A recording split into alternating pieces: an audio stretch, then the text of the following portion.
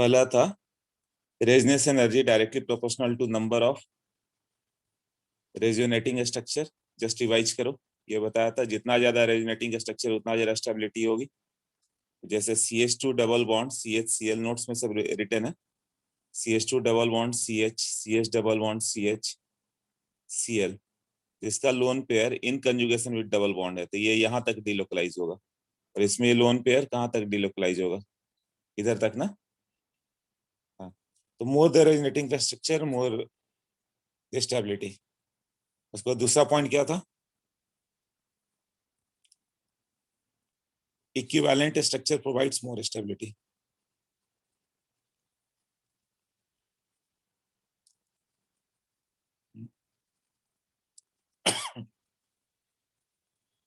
हम्म,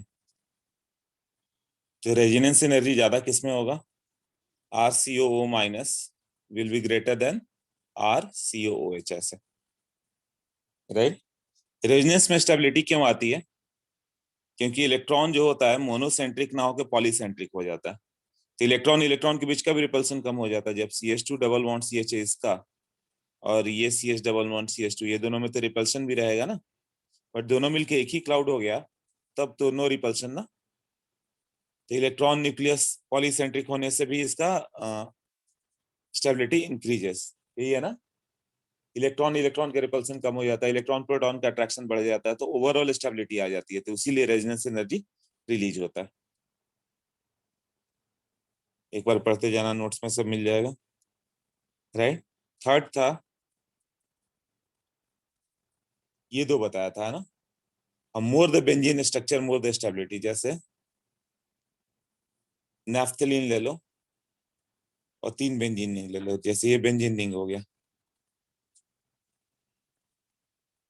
हाँ, इसमें resonance energy greater होगा विथ रेस्पेक्ट टू यदि फ्यूज कर दिया जाए तो, इसमें कम रहता है।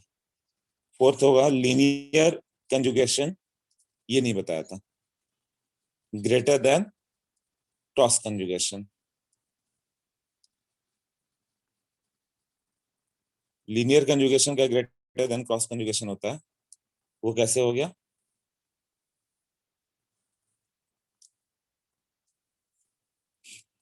लीनियर कंजुगेशन मतलब हो गया CH2 double bond CH double bond CH double bond CH2। इसमें ये पाई क्लाउड 6 तक जाएगा, है ना। CH2 CH ऐसे है ना, तो ये पाई क्लाउड यहाँ तक गया, 6 इलेक्ट्रॉन इधर से इधर तक जाएंगे ऐसे।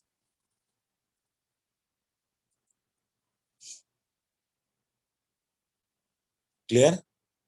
तो वही बताया ना, इलेक्ट्रॉन इलेक्ट्रॉन का रिपल्सन डिक्रीज हो गया, जो ये दो इलेक्ट्रॉन आपस में रिपेल करते हैं उसके जगह वो एक क्लाउड बन गए थे, रिपल्सन नहीं रह गया ना, और इलेक्ट्रॉन न्यूक्लियस का अट्रैक्शन बढ़ गया। यहाँ दो इलेक्ट्रॉन बाइसेंट्रिक थे, दो न्यूक्लियस के आसपास थे।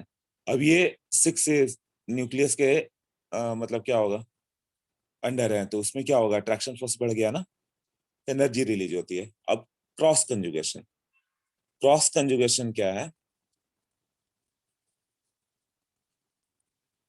when two system A and B are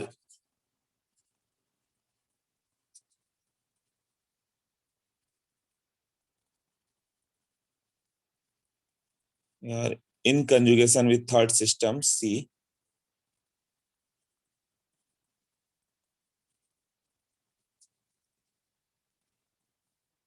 but not with each other,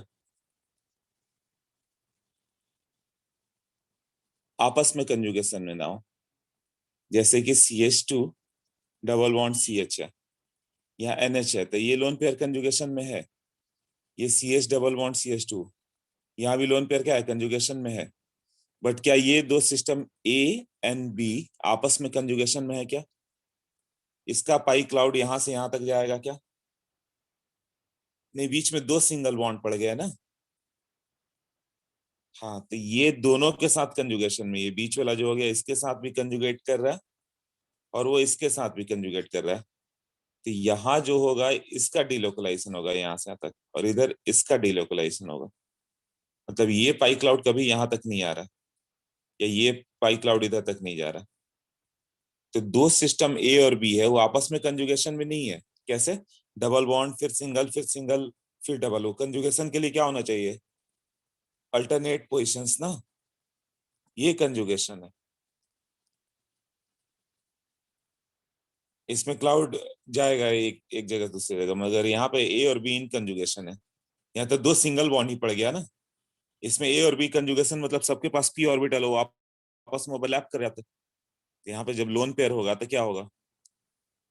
वो कंजुगेशन में ए और बी के साथ, बट ए और बी आपस में कंजुगेशन में नहीं है। तो इसको बोलेंगे हम लोग क्रॉस कंजुगेशन। ये क्रॉस कर रहा है ये दोनों के साथ conjugation, but A and B आपस में कंजुगेशन में नहीं है। तो linear conjugation and cross conjugation में, लीनियर कंजुगेशन में ज्यादा स्टेबिलिटी आती है। CH2 double bond CH, CH double bond CH और NH2 ऐसे।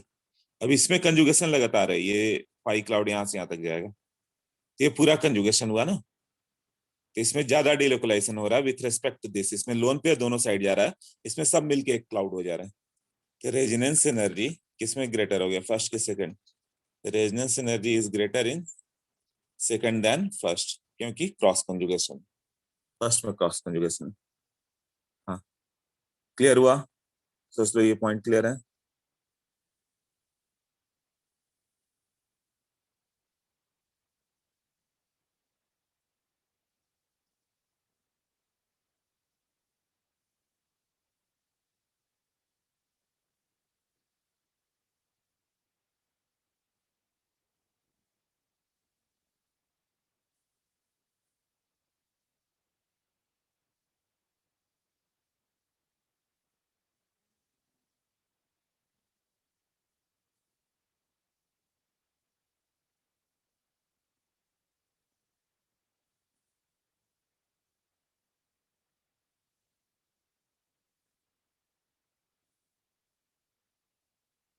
What is conjugation? वही alternate position. Double bonding conjugation with double bond, double bonding conjugation with plus charge minus charge, free radical. Cross conjugation, cross conjugation में क्या हो गया कि सारे cloud मिलके एक जैसे नहीं बन रहे। लोन पेयर ही पूरा लेफ्ट जा रहा है या लोन पेयर ही राइट जा रहा है, मतलब चार का क्लाउड है। तो ये एक्चुअली यहाँ पे क्या हो गया, सेकंड वाले केस में देखोगे तो 6 इलेक्ट्रॉन 5 सेंटर में मूव कर रहे हैं। और यहाँ पर क्या हो जाएगा, ये जो होता है ये 4 इलेक्ट्रॉन ही है, वो 3 सेंटर मूव कर रहे हैं। कौन कौन से 4 इलेक्ट्रॉन? यहाँ से, हाँ, ये रेजोनेंस कम होगा ना। ये पूरा कहाँ गया क्लाउड? ये क्लाउड यहाँ से यहाँ तक जाता तो बात लगता। वो तो इतने ही दूर में मूव कर रहा है ना, और ये भी इतने ही दूर में मूव कर रहा है, तो दो छोटे पार्ट में मूव कर रहे हैं पाई क्लाउड। डिलोकलाइजेशन हो गया, बट एक क्लाउड यहाँ से यहाँ तक है ना, और ये क्लाउड यहाँ से यहाँ तक है। पूरा मिलके एक क्लाउड नहीं है, ये क्लाउड इधर से इधर तक नहीं जा पाए। तो किसमें ज्यादा डिलोकलाइजेशन हो गया? सेकंड में ना, ये पूरे सब मिलके एक क्लाउड हो गए। नाइट्रोजन का लोन पेयर CH2 ये यहाँ से यहाँ तक डिलोकलाइज होंगे पूरा। इसमें ज्यादा स्टेबल होगा। ये सारे क्लियर हुआ?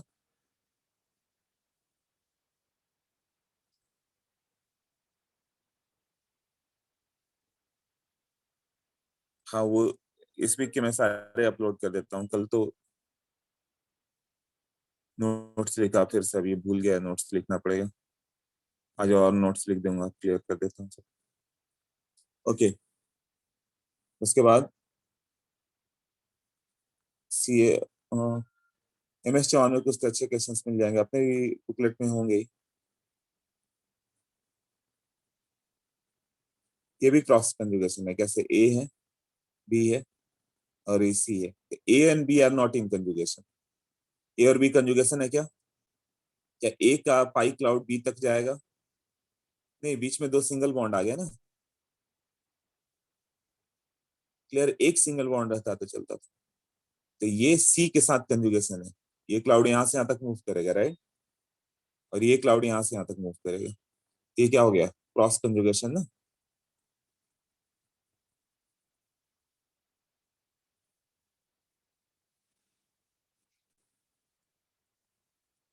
और इसी को लीनियर कर दो, तब पाई क्लाउड पूरा यहाँ से यहाँ तक मूव करेगा ना। तो किसमें ज्यादा स्टेबिलिटी आएगी? Which molecule is more stable? Second. Correct, second greater than first. इसके अलावा एक कंसेप्ट आएगा एरोमेटिक। एरोमेटिक जो होता है बेंजीन एरोमेटिक है, क्यों? इसमें 6 इलेक्ट्रॉन का डिलोकलाइजेशन है। साइक्लिक क्लाउड जिसमें 6 इलेक्ट्रॉन का डिलोकलाइजेशन होगा मोर स्टेबल होगा। तो रेजोनेंस एनर्जी एरोमेटिक का ज्यादा होगा then it's open chain part. Open में क्या कर दोगे ऐसे? एरोमेटिक क्या डिफाइंड है ये तो बाद में करेंगे, आज ही कर लेंगे शायद डिटेल में। What is defined as aromatic compound, है ना? तो ये रेजोनेंस एनर्जी होगी। और एक हो गया एंटी एरोमेटिक जिसमें 4 का क्लाउड हो, ये अनस्टेबल करता है। तो जस्ट यहाँ पे ये पॉइंट लिख दिया क्योंकि रेजोनेंस एनर्जी लिख रहे थे, ये पॉइंट यहीं पे लिख दिया, राइट? एरोमेटिक और एंटी एरोमेटिक, एरोमेटिक ज्यादा स्टेबल होते हैं, एंटी एरोमेटिक अनस्टेबल होते हैं, तो ये एग्जिस्ट ही नहीं करता रूम टेम्परेचर पे जिसमें 4 का क्लाउड हो। तो ज्यादा स्टेबल तो ये पड़ जाएगा, तो ये वाला पार्ट जब एरोमेटिक करेंगे तो। बट रेजोनेंस एनर्जी में ये 2 पॉइंट भी आ जाएंगे। ओके, अब देखते हैं केसेस ऑफ रेजोनेंस क्या है।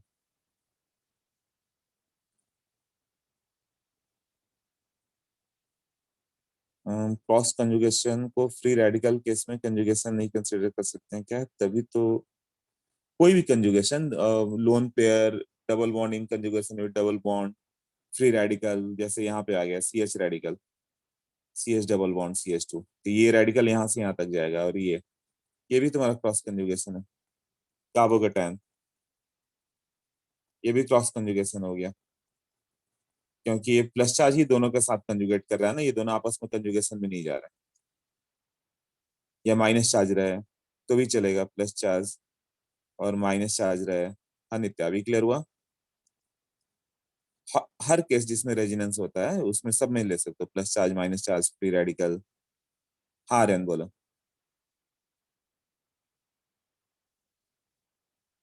एंटी एरोमेटिक डिटेल में करेंगे, बस अभी इतना समझ लो जिसमें 4 इलेक्ट्रॉन डिलोकलाइज हो रहा, वो एंटी एरोमेटिक है। जिसमें 6 डिलोकलाइज हो रहा है वो एरोमेटिक है। Cyclic cloud. हाँ रेन बोलो, क्या डाउट है? लीनियर कंजुगेशन और क्रॉस कंजुगेशन किस में ज्यादा एनर्जी होगा? कौन सा ज्यादा स्टेबल हो रहा है? लीनियर ना, क्योंकि उसमें डिलोकलाइजेशन ज्यादा हो रहा है, तो ज्यादा स्टेबल होगा, ज्यादा एनर्जी रिलीज किया। और ये क्या होगा? क्रॉस कंजुगेशन अनस्टेबल कर रहा है, मतलब लेस स्टेबल कर रहा है, तो उसकी एनर्जी ज्यादा होगी। वो उतना एनर्जी रिलीज नहीं किया। लीनियर कंजुगेशन बहुत एनर्जी रिलीज कर दिया, स्टेबल हो गया। Cross conjugation high energy content होगा।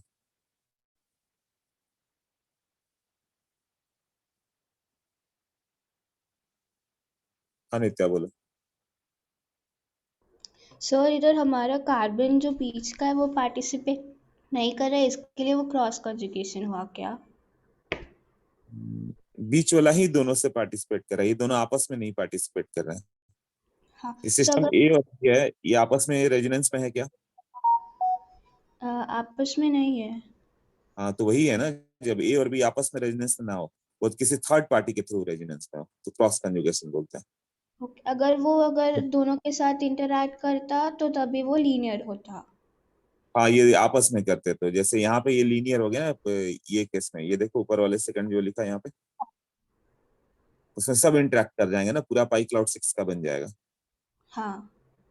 और ऊपर वाले में क्या हुआ? डबल बॉन्ड, फिर सिंगल, फिर सिंगल, फिर डबल, तो ये आपस में इंटरेक्ट करेंगे क्या? नहीं करेंगे। हाँ तो ये ए और बी आपस में इंटरेक्ट नहीं कर, बट ए सी से इंटरेक्ट कर रहा है, बी बी सी से इंटरेक्ट कर रहा है, हाँ। तो ये क्रॉस कंजुगेशन कहलाएगा ना। हाँ, ओके, समझा।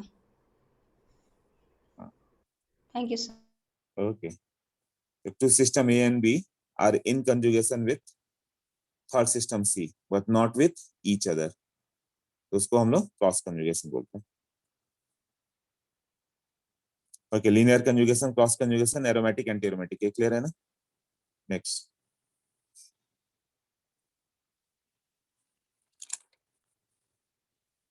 उसके बाद बताया था कि रिवाइज कर ले रहे हैं थोड़ा हम लोग। कब कब रेजोनेंस होगा? जब लोन पेयर, यहाँ पे ग्रुप ले लो, lone pair in conjugation with double bond, या negative charge in conjugation with double bond, या पॉजिटिव चार्ज, या फ्री रेडिकल, है ना, ये सब रेजोनेंस के कंडीशन है। या plus charge in conjugation with lone pair, ये सब डिटेल में कर लिया हम लोगों ने, राइट? नाउ किमिलीन वगैरह के केसेस कर दिए थे। हाँ, अब हम लोग बात कर रहे हैं मेसोमेरिक इफेक्ट। इसमें क्या होगा, इलेक्ट्रॉन या तो रिलीज करेगा या डोनेट करेगा। तो एक हो गया प्लस एम और एक हो गया माइनस एम। कई जगह प्लस आर लिखेगा मतलब रेजोनेंस, या minus R, but plus M minus M ज्यादा चलता है।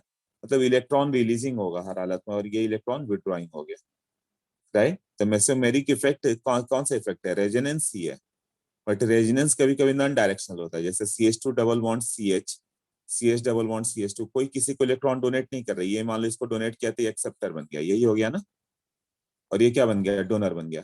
नेक्स्ट टाइम में इसने डोनेट कर दिया तो उल्टा हो गया। बट इसमें डायरेक्शनल होता है, वो जो ग्रुप होगा या तो डोनर होगा या एक्सेप्टर होगा। रेजोनेंस करने वाले ग्रुप या डोनर होंगे या एक्सेप्टर होंगे।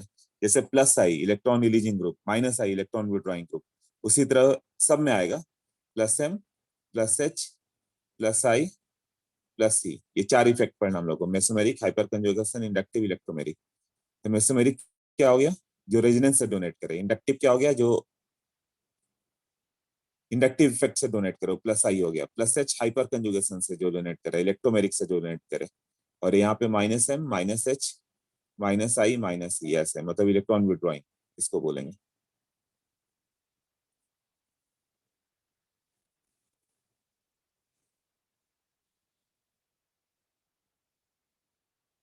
ये क्लियर है। रेजोनेंस का ही एक पार्ट हो गया मेसोमेरिक। रेजोनेंस के दो पार्ट आ गए, प्लस आर और माइनस आर। वो ग्रुप जो इलेक्ट्रॉन डोनेट करते हैं उसे प्लस रेजोनेंस ग्रुप बोलेंगे या प्लस एम बोलेंगे। और जो एक्सेप्ट कर रहे हैं वो माइनस होंगे, जैसे CH2 double bond CH NH2। तो इस ग्रुप का एक डायरेक्शन है, लोन पर हमेशा डोनेट करेगा, तो डोनेट कर रहा है रेजोनेंस में, इसलिए इसको प्लस एम बोलेंगे या प्लस आर बोलेंगे। डोनर हुआ ना ये, क्लियर। तो जिसके पास भी लोन लोन पेयर होगा वो सारे डोनर होंगे, इलेक्ट्रॉन डोनेटिंग ग्रुप को बोलेंगे plus M plus R, right. अब लोन पेयर है O माइनस, तो ये भी तो डोनेट ही करेगा, इसका डायरेक्शन फिक्स है, इसलिए सब प्लस एम है। तो प्लस में मतलब जो इलेक्ट्रॉन डोनेट कर रहा है, इलेक्ट्रॉन डोनर कैपेसिटी। और माइनस आई क्या होगा, नाइट्रोजन मोर इलेक्ट्रोनिगेटिव है तो माइनस आई है, और ये प्लस एम भी है। तो पाई क्लाउड को प्लस एम से डोनेट कर रहा है, माइनस आई से एक्सेप्ट कर रहा है। तो ये मान के चलोगे कि मान लो इंडक्टिव फैक्ट 1 है तो हाइपर कंजुगेशन 1000 टाइम ग्रेटर होगा। अब मेसोमेरिक उसका भी 1000 टाइम ग्रेटर होगा। मतलब इंडक्टिव 1 रुपीज डोनेट कर रहा है तो हाइपर कंजुगेशन 1000 रुपीज डोनेट करता है। और प्लस एम 1000 का भी 1000 टाइम, 10 लाख रुपीज मान लो डोनेट कर रहा है। तो कहीं मेसोमेरिक 10 लाख रुपीज डोनेट करके गया तो इंडक्टिव को कंसिडर नहीं करेगा, वो तो 1 रुपया डोनेट करने वाला है। हाँ, 10 लाख रुपया, इसी में सोचो कि इसने 10 लाख रुपीज डोनेट किए हैं इलेक्ट्रॉन, 1 रुपीज निकाल लिया, 9,99,000 कितना तो वो डोनेट किया ना उसने। इंडक्टिव बहुत वीक इफेक्ट है, तो मेसोमेरिक के सामने काउंट नहीं करता। वो कौन सा ग्रुप है, प्लस एम, और माइनस आई है कि प्लस आई है बताओ।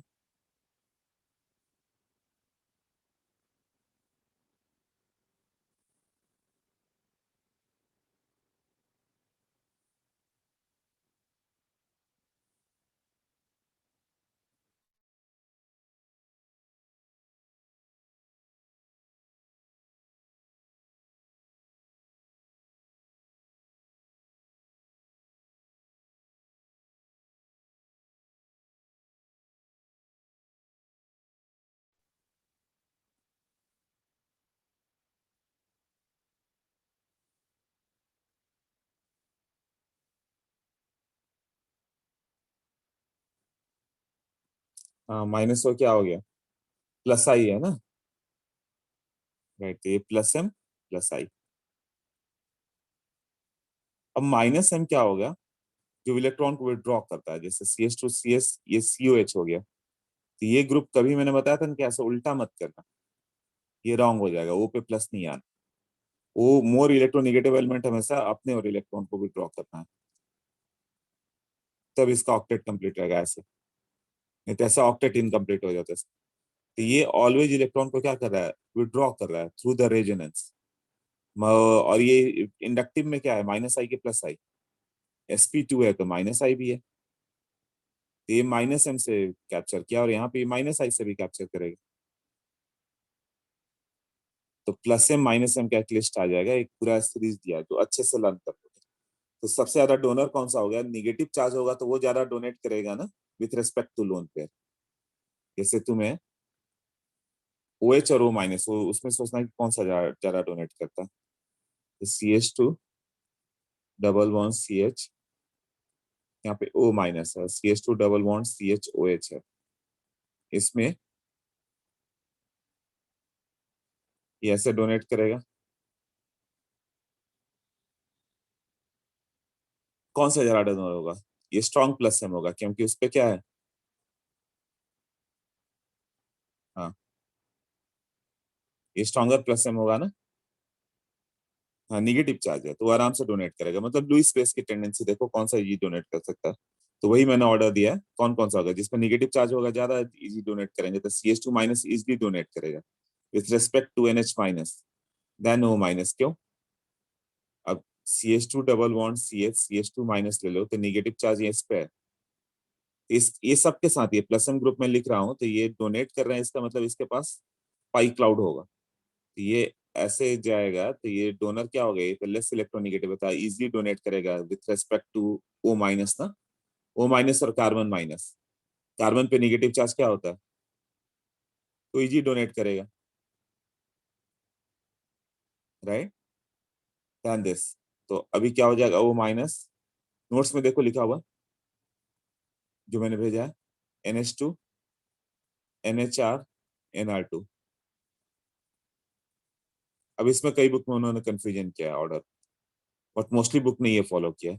NH2 हो गया तो इजी डोनेट करेगा CH2 डबल बॉन्ड CH ऐसे, देन ये NR2 हो जाता है, NR2 क्या होगा कि लोन पेयर का डायरेक्शन ही चेंज कर देता है ये रिपल्सन से, इसमें क्या होगा, बड़े बड़े ग्रुप है तो ये लोन पेयर चेंजेस डायरेक्शन, है ना, तो ये जल्दी डोनेट नहीं करता था, NHR NR2 आएगा, तो पहले निगेटिव वाले कर दो फिर नाइट्रोजन कर दो, उसके बाद क्या होगा, ऑक्सीजन वाला पार्ट आ जाएगा, ये डोनेट करेगा, देन क्रॉस कंजुगेशन आ जाएगा, OCOR और OH में OH इजिली डोनेट करता है पाई क्लाउड को, है ना, सबके साथ पाई क्लाउड है तभी हम लोग डोनेशन की बात कर रहे हैं, बट ये वो कम डोनेट करेगा, क्यों, वो ऑलरेडी कंजुगेशन में इसके साथ, तो इधर तो सैचुरेट हो रहा है ना, तो इधर डोनेशन कम पड़ेगा उसका, राइट। देखो 2 मिनट में आ रहा हूँ, ये समझो, तो वो पूरा लिस्ट देखो एक बार, माइनस एंड प्लस में आया।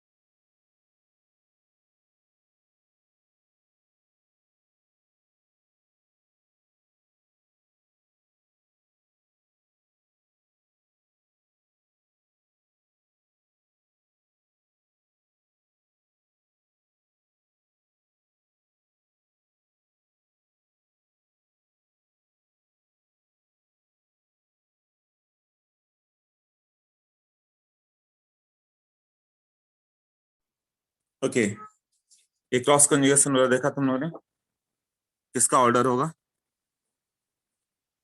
पार्ट प्लस सेम वाला, वो नहीं समझ में आया, ठीक है बताता हूँ। क्या क्या नहीं समझ में आया ये बता दूँ मुझे। Negative charge will donate more, ठीक है, +1। Second line of plus M order, plus M group heading, stronger plus M. कौन सा ज्यादा इलेक्ट्रॉन डोनेट करेगा? रेजोनेंस में दो पार्ट हो गया, जैसे इंडक्टिव में दो था, प्लस आई माइनस आई। इंडक्टिव में दो पार्ट था, प्लस आई और माइनस आई, एक इलेक्ट्रॉन रिलीजिंग और एक इलेक्ट्रॉन विड्रॉइंग। इसी तरह मेसोमेरिक में क्या हो गया, रेजोनेंस से डोनेट करने वाले दो हो गए, प्लस एम और माइनस एम। जैसे हाइपर कंजुगेशन में भी दो आ जाएंगे, प्लस एच और माइनस एच, जो डोनेट करने वाले प्लस एच, जो एक्सेप्ट करने वाले माइनस एच। उसी तरह इलेक्ट्रोमेरिक में भी दो आ जाएंगे, प्लस सी और माइनस सी, जो इलेक्ट्रॉन डोनेट करने वाले प्लस सी, और ये जो इलेक्ट्रॉन एक्सेप्ट करने वाले माइनस सी। तो इंडक्टिव तो सिग्मा बॉन्ड के थ्रू था, तो प्लस आई माइनस आई है। बट मेसोमेरिक किसके थ्रू था? पाई बॉन्ड के थ्रू था। प्लस एम मतलब जो डोनेट करेगा रेजोनेंस में, वो कौन कौन से ग्रुप है? हाँ उसका बोलो। सर मुझे वो -NH2 वाला वो सीरीज नहीं समझ में आया, मतलब उसका ऑर्डर वो कैसे तो भी डिसाइड बता होगा? रहा हूँ, प्लस एम वाला क्लियर हुआ ना जो अभी बताया? हाँ यस सर। हाँ, तो ये CH2 CH के साथ आगे प्लस एम हो गया। तो तुम्हें OH और OCUR में बताना था कि कौन सा इजी डोनेट करेगा। तो OH इजिली डोनेट करेगा, लोन पेयर केवल इधर ही डोनेट करने के लिए बना ही है वो, राइट। और इसमें क्या हो गया, ये O जो हो गया COR, this O is already in conjugation with COR, वो कुछ पार्ट तो इधर गया, वो इधर डोनेशन तो कम पड़ेगा ना, वो ये ग्रुप ओवरऑल वीक पड़ेगा ना, OH स्ट्रॉन्ग पड़ गया, OCOR वीक प्लस एम पड़ गया। क्यों? उसका लोन पेयर ऑलरेडी इंटरनली कोई पुल करके ले जा रहा है, COR है ना। हाँ, तो ये स्ट्रॉन्ग प्लस एम और वीक, और इसमें कंपेयर करें हम लोग OCOR एंड OCOOR, इसमें कौन सा ज्यादा प्लस एम डोनेट करेगा, कौन सा इधर ज्यादा डोनेट करेगा? मतलब लेफ्ट हैंड साइड में डबल बॉन्ड है ये मान के, फर्स्ट और सेकंड स्ट्रॉन्ग प्लस एम कौन सा है?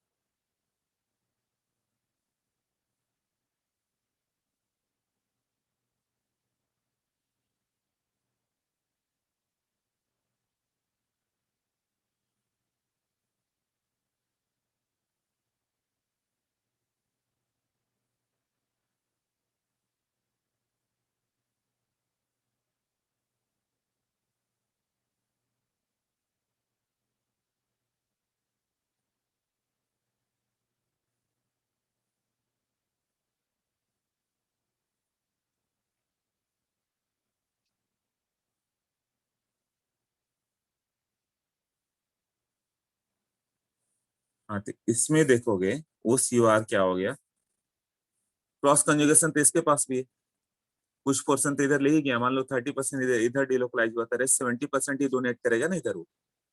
इसमें क्या हो गया कि ये थोड़ा कम डिलोकलाइज होगा, क्यों? इसको इधर एक ऑक्सीजन है जो डोनेट कर रहा है, इधर जो इलेक्ट्रॉन इसको डोनेट किया, तो ये CO को सैचुरेट कर देगा। सैचुरेट होगा तो लेफ्ट साइड से वो कम पुल करेगा, इधर से कम पुल किया उसको, इधर ज्यादा डोनेट करेगा ना।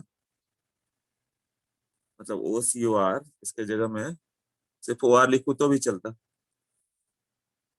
तो दोनों में डिफरेंस क्या हो गया, यहाँ पे एक ग्रुप है जो इसे डोनेट कर रहा है, तो CO सैचुरेट हो गया, यहाँ CO सैचुरेटेड है ना, CO का पेट भर चुका है, वो ऑलरेडी OR से इलेक्ट्रॉन ले चुका है, तो लेफ्ट हैंड साइड से कम पुल करेगा।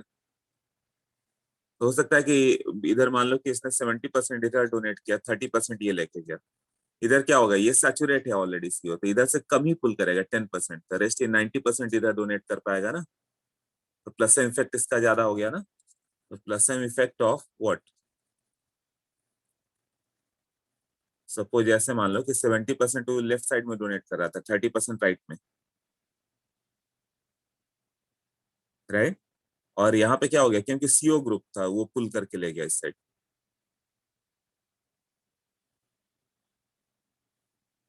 कोई भी ये एक हाइपोथेटिकल देता है, मान लो ये 30% ये 70% यही हो गया, तो क्या फर्क पड़ता है, 70% इधर गया 30% इधर। तो अब ये क्या होगा, ये 70% पुल ना करके कम पुल करेगा, क्यों, ये ऑलरेडी सैचुरेट हो रहा है, सीओआर ऑक्सीजन का लोन पेयर इंटरनली इसको इनसाइड मिल रहा है। जैसे BF3 और BI3, which one is stronger Lewis acid, याद होगा, इसमें इंटरनल कंपनसेशन ज्यादा था तो वैकेंसी कम पड़ गई थी, है ना। तो BI3 वैकेंसी कम पड़ गई थी तो ये वीक लुइस एसिड पड़ गया था, और ये क्या पड़ गया था, स्ट्रॉन्ग लुइस एसिड ना। क्यों, बोरॉन में जो हो गया उसे क्लाउड मिल जा रहे हैं फ्लोरीन से ही, है ना। हाँ, 2p2p ओवरलैप से। तो वो NH3 से इलेक्ट्रॉन क्यों एक्सेप्ट करेगा, एक्सेप्ट करने की टेंडेंसी कम होगी ना। बट BI3 होगा तो क्या था, याद होगा 2p5p बताया था मैंने। तो ये वीक डोनेशन है ना, BI3 में क्या होगा, आयोडीन वीक डोनेट किया, ये पार्ट यहाँ भी आएगा। कौन सा ज्यादा डोनेट करता है, फ्लोरीन की आयोडीन, डोनर कौन सा स्ट्रॉन्ग है, आयोडीन में 5p में है, बड़ा साइज है। हाँ, फ्लोरीन ज्यादा डोनेट करता है, राइट। चलो याद तो है सब। और ये 2p है, तो इसमें क्या होगा, ये लोन पेयर वीक डोनेशन होगा, 2p5p का बॉन्ड ही कैसा होगा, वीक डोनेशन। तो ये ऑलमोस्ट वैकेंट रह गया, ऑलमोस्ट वैकेंट। तो H3N तुम लोगे तो इसी को एक्सेप्ट करेगा ना, तो स्ट्रॉन्ग लुइस एसिड था। ये तो हम लोगों ने किया था वहां पे बॉन्डिंग में, बैक बॉन्डिंग में, राइट।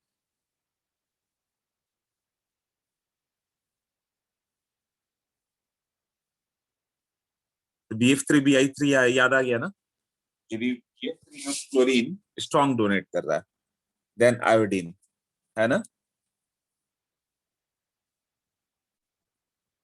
तो यहाँ भी ये क्वेश्चन पूछते रहते हैं कि fluorine chlorine bromine iodine which one is stronger plus M, कौन सा ज्यादा डोनेट करेगा। तो प्लस एम इफेक्ट किसका ग्रेटर होगा, हाँ फ्लोरीन का, वही पार्ट है ये, इसका ओवरलैपिंग पे है ना, plus M of fluorine greater than chlorine than bromine than iodine. क्यों, इसमें जब तुम ओवरलैप करोगे,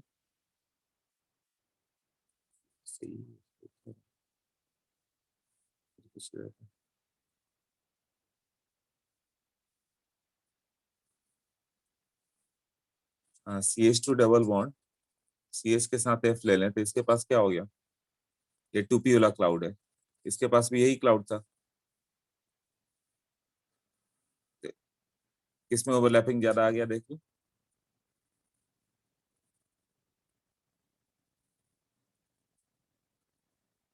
इसमें स्ट्रॉन्ग ओवरलैपिंग होगा ना, स्ट्रांगली डोनेट किया फ्लोरीन, मतलब इसको जब तुम दिखाओगे CH2CHF तो स्ट्रॉन्ग प्लस है में देन क्लोरीन। क्यों, ये 2p3p का ओवरलैप है तो वीक ओवरलैप बनेगा ना, ये 2p पाई 3p 2p पाई बनेगा, और ये 2p पाई 3p पाई बनेगा, इसलिए fluorine chlorine bromine iodine. Similarly मैंने बताया कि ऑक्सीजन वाला ग्रुप हो गया कि OH और OCOR, यही नहीं समझ में आ रहा ना कौन ज्यादा डोनेट करेगा। होगा क्या कि ऑक्सीजन को अकेले डोनेट करना है, CH2 डबल बॉन्ड CH तो 100% डोनेट किया, बट ये ऑक्सीजन ऑलरेडी यहाँ कंजुगेशन में है, ये लोन पेयर इधर जा चुका उसका, तो इधर तो डोनेशन कम ही करेगा ना, ये स्ट्रॉन्ग प्लस है हुआ। ये पार्ट क्लियर हुआ, इतना जो अभी लिखा हुआ।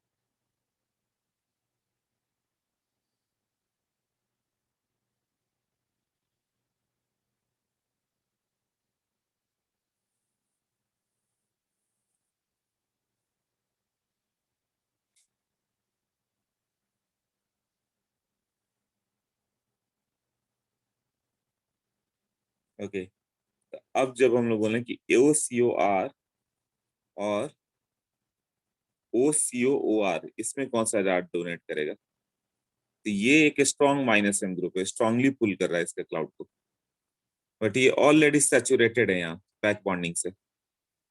CO सैचुरेट हो गया ना, तो क्या इतना विड्रॉ करेगा? अब ये BF3 टाइप का हो गया, इंटरनली उसे इलेक्ट्रॉन मिल चुका है, तो इधर से वो कम विड्रॉ करेगा। सेकंड केस में CO ऑलरेडी सैचुरेटेड है बैक बॉन्डिंग से, तो कम विड्रॉ करेगा, तो ज्यादा अवेबिलिटी होगी कि इधर दे पाए, ये प्लस एम ग्रेटर पड़ जाएगा। हाँ, तो इसे समझ लो, समझना होगा तुम्हें खुद से ही, क्योंकि अभी किसी बुक में नहीं मिलेगा। उतना वो मान के चलते हैं कि तुम समझ रहे हो, कोई भी बुक तुम्हें एक्सप्लेन नहीं करने वाला।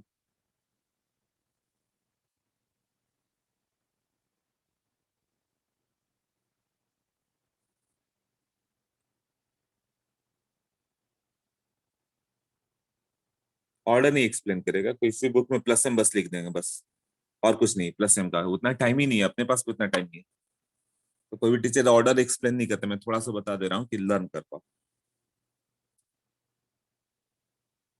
हाँ, क्या क्या है, NHCOR को आप प्लस एम OR से कम कैसे होगा?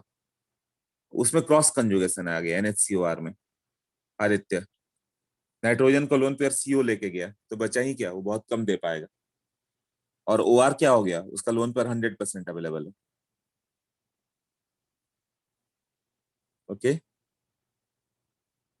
तो ऑर्डर देखो, अभी ऑर्डर में क्या क्या हो गया। निगेटिव चार्ज वाले पहले ले लेना, याद कर लेना ये order. Plus M minus M का तो बहुत इंपॉर्टेंट है, प्लस आई माइनस आई का भी इंपॉर्टेंट है, और यही दो ऑर्डर याद करने ही होते हैं। यहाँ इलेक्ट्रोनिगेटिविटी के बेसिस पे कर दिया हम लोगों ने, ये सब स्ट्रॉन्ग प्लस एम हो गया है, निगेटिव चार्जेस लिया, और इसमें भी इलेक्ट्रोनिगेटिविटी कारण से बोल दिया। देन क्या आ जाएगा, नाइट्रोजन वाले पार्ट आ जाएंगे NH2, देन OH आ जाएगा, नाइट्रोजन ऑक्सीजन। फिर क्रॉस कंजुगेशन आ जाएगा, जिसमें NHCOR हो गया, जिसमें मतलब ये CO एक ग्रुप है जो लेके जा रहा है इस साइड, तो बहुत कम अवेलेबिलिटी बच रही है, तो उतना डोनेट नहीं कर रहा पड़ रहा है। तो ये माइल्ड डोनर है सब, क्योंकि ऑलरेडी अंदर में एक बड़े बड़े ग्रुप है जो इसका लोन पर ले जा रहे हैं, तो इधर डोनेशन कम पड़ जाता है। तो OH तक स्ट्रॉन्ग पड़ जाता है, NH2OH तक, इसके बाद माइल्ड पड़ जाता है। उसके बाद क्या आ जाएगा, हाँ, देन फिनाइल ले लो, and then CH double bond CH2 ऐसे ले लो, then fluorine chlorine bromine iodine. ये जल्दी डोनेट ही नहीं करते क्योंकि ज्यादा इलेक्ट्रोनिगेटिव है ना, ये सबसे लास्ट में आएंगे। क्लियर? फिर ऑर्डर में देखो, मैंने एक्सप्लेन कर दिया वो सब नोट्स में। फ्लोरीन क्लोरीन ब्रोमीन आयोडीन कौन सा स्ट्रॉन्गर हो गया, वही ओवरलैपिंग कंसेप्ट। फिर एक और ऑर्डर बता दिया, CH2 minus NH minus O minus क्यों ऐसा होगा, वही निगेटिव चार्ज है तो ज्यादा प्लस एम होगा, बट इलेक्ट्रोनिगेटिविटी से। सिमिलरली NH माइनस NH2 में ऑर्डर, एक और एग्जांपल दे दिया है नोट्स में देखो, CH2 डबल बॉन्ड CHNH2 ऐसे लिखा है ना, और एक CH2 double bond CH cross conjugation वाला NHCOR, कौन सा स्ट्रॉन्ग प्लस एम है? तो ये स्ट्रॉन्ग प्लस एम है, ज्यादा डोनेट करेगा, इसमें क्रॉस कंजुगेशन है, इधर भी डोनेट कर रहा है, इधर भी डोनेट कर रहा है। क्लियर हो गया? हाँ, तो ये प्लस एम का ऑर्डर हो गया। अब चले हम लोग माइनस एम का ऑर्डर में क्या क्या है। माइनस एम कौन कौन से ग्रुप है जो इलेक्ट्रॉन को विड्रॉ करेंगे अपने उस, तो उसके लिए कंडीशन है A डबल बॉन्ड B और A ट्रिपल बॉन्ड B, ऐसा होना चाहिए, where electronegativity of B is greater than electronegativity of A। तब क्या करेगा, वो इधर से विड्रॉ करेगा, और इसमें ये इधर से विड्रॉ करेगा। हमेशा जब B मोर इलेक्ट्रोनेगेटिव होगा, उसी की ओर शिफ्टिंग कर।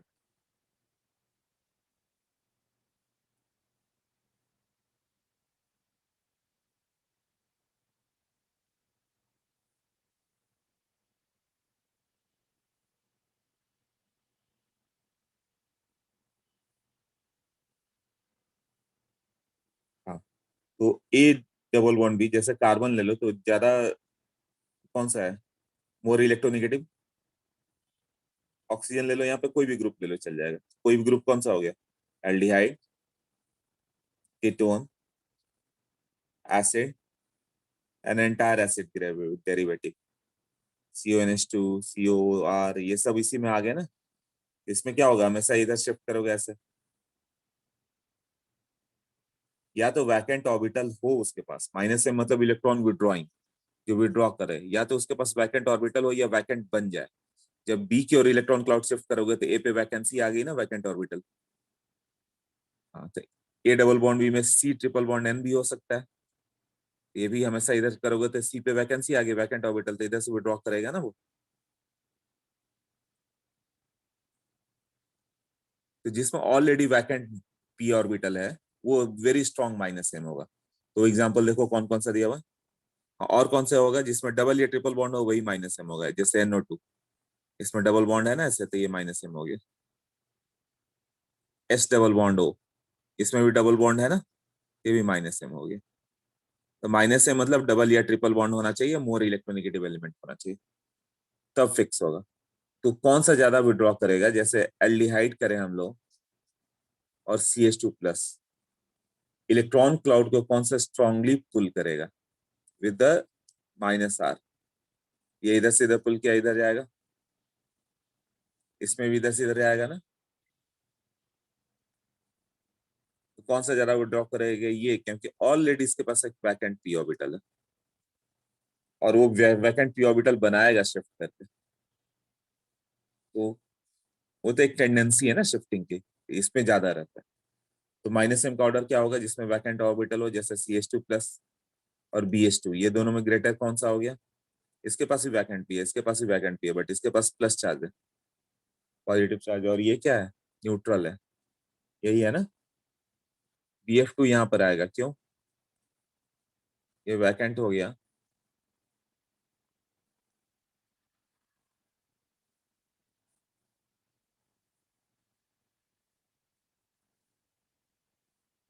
हाँ, बैक बॉन्डिंग से वो ऑलरेडी स्टेबल हो गया, तो इधर से कम विड्रॉ करेगा।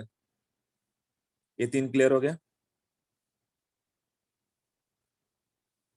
देन नाइट्रोजन, NO2 करोगे तो यहाँ पे कोऑर्डिनेट बॉन्ड होता है, तो ये O- प्लस चार्ज, तो प्लस चार्ज तो है ना, इसके कारण ज्यादा विड्रॉ करेगा।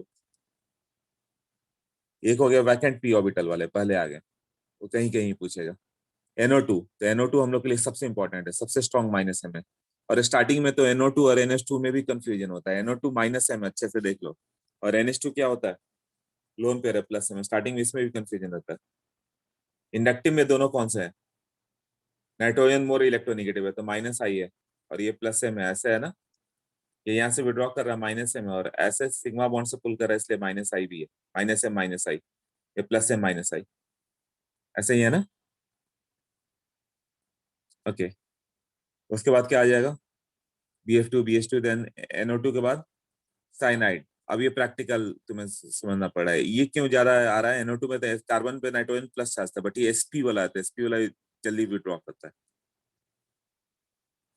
देन SO3H, इसमें दो दो माइनस एम है, इसलिए ये विड्रॉ करते हैं स्ट्रॉन्ग। ये ऑर्डर लर्न करना पड़ेगा तुम, राइट। कई बुक में ऑर्डर देंगे भी नहीं, बट ऑर्डर लर्न करो।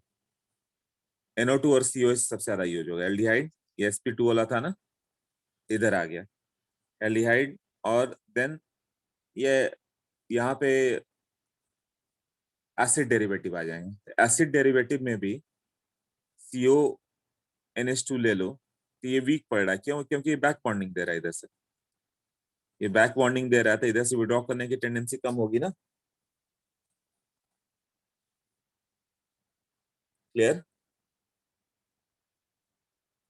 हाँ देख लो, इतना क्लियर हुआ।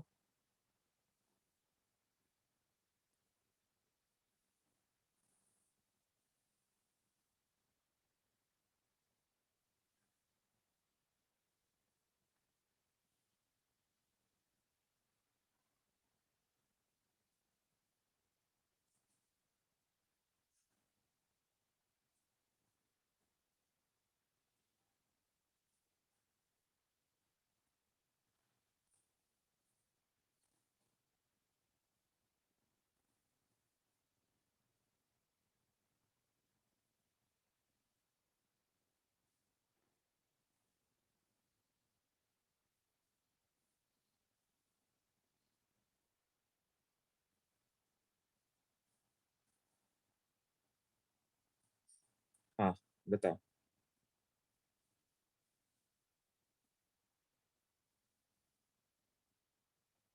हाँ उसका बोलो। सर मुझे वो साइनाइड वाला एग्जांपल नहीं समझ में आया। साइनाइड में sp हाइब्रिडाइज होता है तो मोर इलेक्ट्रोनेगेटिव है, इसके कारण ज्यादा विड्रॉ करता है वो देन ओके। सारे वाले। COH और CONH2 पार्ट, COH में क्या होता है कि इसमें नो बैक बॉन्डिंग है, NH2 में बैक बॉन्डिंग है। NH2 स्ट्रांगली डोनेट कर दे तब तो CO सैचुरेट हो गया ना बैक बॉन्डिंग से, तो विड्रॉ नहीं करेगा। मान लो CO के इलेक्ट्रॉन चाहिए, तुम्हें भूख लगी है, तो तुम खाना खा रहे हो तो बहुत ज्यादा खाना खा रहे हो इसमें इधर, और इसमें क्या हो गया, टिफिन कंसेप्ट है, तुम टिफिन लेकर आए हुआ अमाइट, और टिफिन अंदर से खा गया अंदर अंदर, तो उसका पेट तो भरा हुआ है तुम्हारा, तो तुम तो विड्रॉ कम करोगे ना इधर से। कौन सा ज्यादा आदमी खाएगा, जो टिफिन ला रहा है जो नहीं ला रहा है। तो CONH2 में नाइट्रोजन टिफिन का काम करता है, वो इलेक्ट्रॉन डोनेट करके उससे सैचुरेट कर दे रहा है, ऑलरेडी उसका पेट भर जाता है, तो विड्रॉ कम करेगा ना वो। और एल्डिहाइड ज्यादा विड्रॉ करेगा, वो उसने कुछ भी नहीं खाया, उसके पास लोन पेयर मिला ही नहीं, वो अनसैचुरेटेड है।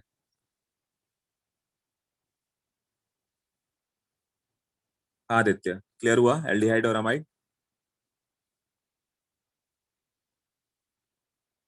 क्लियर, हाँ नोट्स में सब लिख दिया मैंने, देखते जो नोट्स में ही लिखा है उसी से पढ़ा रहा हूँ। कल ही तो नोट्स लिखा, फिर आज बैठ कर और लिखना होगा। अब इसमें एसिड डेरिवेटिव बताएं तो COCl COOR, इतना ज्यादा डिटेल किसी बुक में नहीं है, बट तुम्हें ऑर्डर तो लर्न करना है ना, तो यही एडवांस में काम करेगा कभी। इसमें ऑर्डर बताएं तो जिसको जिसने जितना ज्यादा टिफिन खाया है, उतना पेट भरा हुआ है, उतना वीक -M होगा। तो सबसे ज्यादा टिफिन कौन सा खाएगा, जो सबसे ज्यादा डोनर कौन सा है, क्लोरीन क्या सबसे ज्यादा डोनेट करेगा, या ऑक्सीजन डोनेट करेगा, या नाइट्रोजन डोनेट करता है, या ये ऑक्सीजन डोनेट करता है।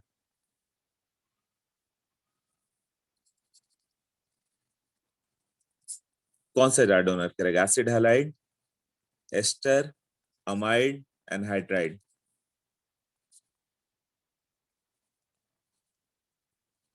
ऑर्डर बताओ तब।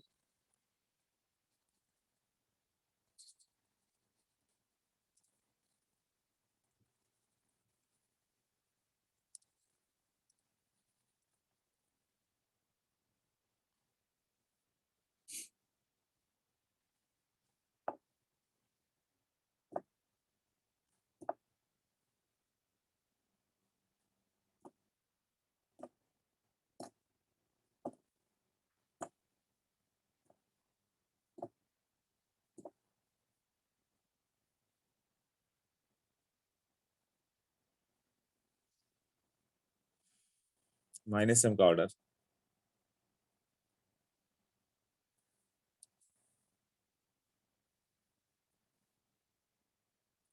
ADBNC। हाँ ए वीकेस्ट डोनेट करेगा क्योंकि ये 3p में इलेक्ट्रॉन है, 2p3, सबसे वीक डोनर क्लोरीन है ना, तो ये सबसे कम डोनेट करेगा, तो CO सबसे कम सैचुरेट यहीं पर होगा, तो ये वेरी स्ट्रांगली विड्रॉ करेगा। क्लियर हुआ ना, इसका टिफिन बहुत छोटा है, मतलब ज्यादा डोनेट नहीं कर पाया वो, इसको भूख सबसे ज्यादा लगेगी, ये सबसे ज्यादा विड्रॉ करेगा COCl। क्लियर ना?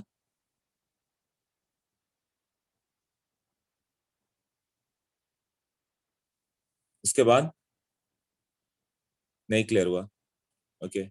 COCl और COR CONH2 में सबसे ज्यादा डोनर कौन सा होगा?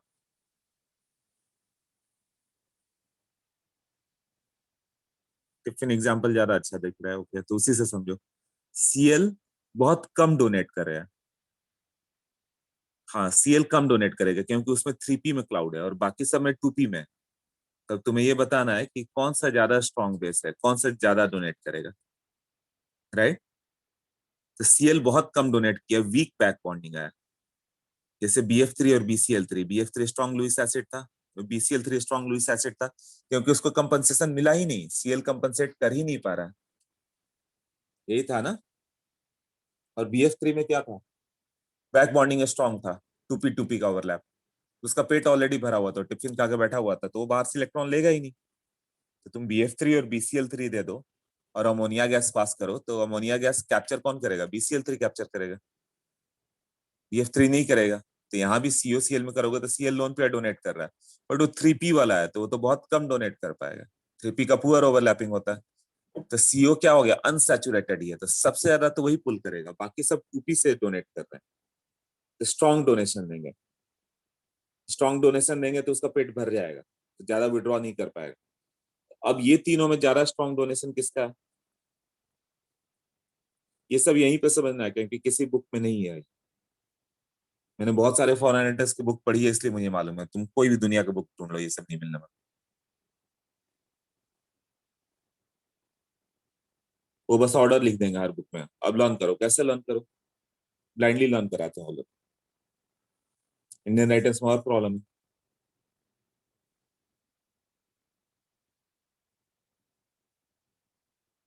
हाँ, तो ACDB, सी में क्या हो गया, नाइट्रोजन 2P है, ये वेरी स्ट्रॉन्ग बेस है, नाइट्रोजन लेस इलेक्ट्रोनेगेटिव है। सबसे ज्यादा डोनेशन तो यही देगा, नाइट्रोजन। तो वो इसकी ये टिफिन सबसे भारी टिफिन नाइट्रोजन का ही है। उसने इतना ज्यादा डोनेट किया है कि स्क्रीन ही उड़ जाएगा फिर तो। चलिए कोई नहीं, फिर से देखते हैं। तो COCl ये वीक डोनेशन है 2P 3P, और CONH2 सबसे स्ट्रॉन्ग डोनेशन पड़ गया, ऐसे है ना, लेस इलेक्ट्रोनेगेटिव। तो ये सबसे हैवी टिफिन वाला था, तो इसका इतना पेट भरा हुआ कि इधर से विड्रॉ नहीं कर सकता वो। मतलब स्ट्रॉन्गेस्ट बैक बॉन्डिंग है, इट इज हाईली सैचुरेटेड, सो इतना ज्यादा विड्रॉ नहीं करेगा। अब बच गया COR और COCl में। तो COOCOR में इसका टिफिन थोड़ा वीक पड़ेगा, क्यों, ये इधर भी डोनेट कर रहा है, उसका टिफिन एक और भी है जो खा रहा है, तुम्हारा पार्टनर उधर से खा गया था, तुम्हें तो कमी मिला ना इधर से। और COR में क्या हो गया, वो कंप्लीट बैक बॉन्डिंग इसी को मिलने वाला है, राइट। तो ये पूरा सैचुरेट हो गया, तो ये विड्रॉ करेगा। और ये कम सैचुरेट हो गया क्योंकि ऑक्सीजन का लोन पेयर बढ़ गया, यहाँ पे ये ऑक्सीजन दो पार्ट में बढ़ गया, कुछ 50% इधर गया, 50% ये डोनेट कर पाया। तो तुमने आधा टिफिन खाया तो पेट तो अभी भी खाली है, तो तुम ये ज्यादा विड्रॉ करोगे ना। एनहाइड्राइट पहले आएगा, देन एस्टर, देन अमाइड। तो ऑर्डर मैंने लिख दिया कैसे, भी क्या हुआ, ये जूम का प्रॉब्लम, नेटवर्क कैसे।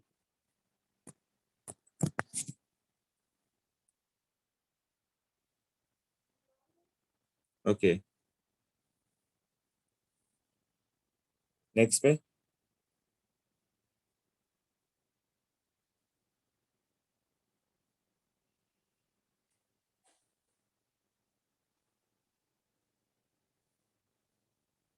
हाँ, तो ये कर दिया। अब -M - I कौन सा ग्रुप है, -M - I की बात करें हम लोग।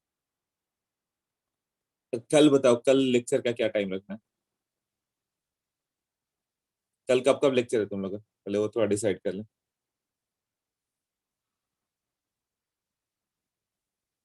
हाँ, कल भी पढ़ते रहो केमिस्ट्री, GOC तक मुझे ज्यादा लेक्चर लेने होंगे, नहीं तो इसको बुक टाइप क्या होता है कि वो ऑर्डर लिख देता है, लर्न करते रहो। मैं भी कल ऑर्डर लिख के निकल जाऊँ, तुम्हें लर्न ही नहीं होगा, रहेगा GOC सबसे टफ है। 10 to 12 लेक्चर तुम लोग का कब है? 10 to 12 में 2:30 to 4:30 दो लेक्चर है।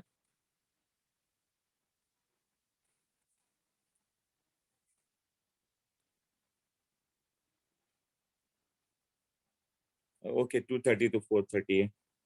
और मेरा सुबह एक लेक्चर है, मेरा सुबह का भी वो देखने दो मुझे 2 मिनट, ये काम अभी फाइनल कर ही ले। GOC इतना छोटा नहीं है, बहुत बड़ा है। 2 मिनट को मैं देख के बताता हूँ। थोड़ा -M का ऑर्डर समझो, वहां पे +M - I, +M - I, -M - I लिखा है मैंने, +M+I, ये थोड़ा ऑर्डर चेक करो। 2 मिनट मुझे टाइम दो, थोड़ा चेक करके बताता हूँ कौन सा। और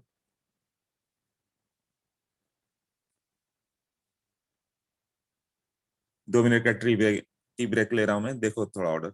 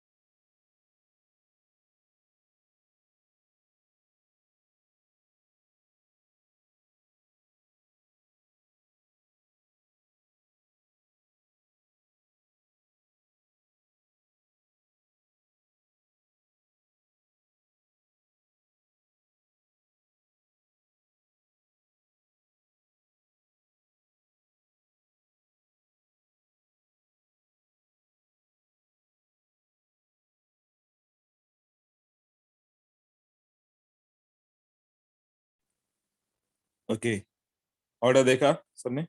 कल एक ही लेक्चर है तुम लोग का, मेरा एक लेक्चर है 10:30 से 12:30, तो before 10 we have to finish, तो आई थिंक कि 8 to 9:30 विल बी ओके।